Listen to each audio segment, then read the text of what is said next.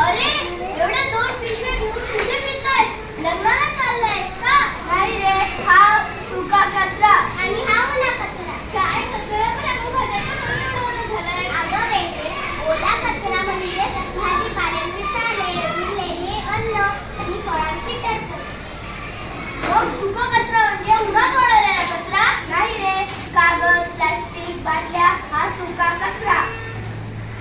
अरे बापरे, मी तर आतापर्यंत सगळं कचरा एकाच याच्यात टाकत होते. म्हणून आपल्या शहरात व परिसरात घाण होते. पण वेगळा का ठेवायचा? ओल्या कचऱ्यापासून खत बनते.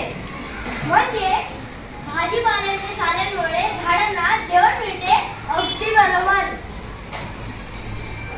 आणि सुका कचरा त्यास पुनर्वापर म्हणजे रिसायकल करता येतो.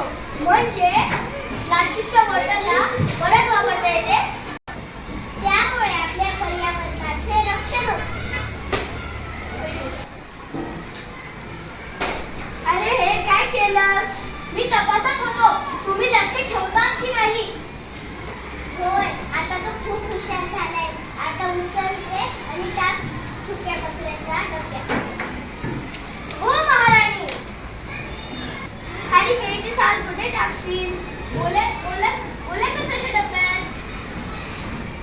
वा, आता तू कचरा मंत्री झालीस. आणि तू स्वच्छता मंत्री झालास. मित्रांनो, ओला कचरा आणि सुका कचरा वेगळा करा.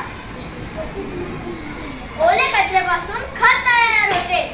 सुक्या कचऱ्याचा पुनर्वापर करता येतो म्हणजे रिसायकल करता येतो. मित्रांनो, कचरा 4 भागात येतो. 1. ओला कचरा, भाजीपाल्याचे साले, फळांचे टरफले, फळांचे उरलेले अन्न, फळांचे टरफले.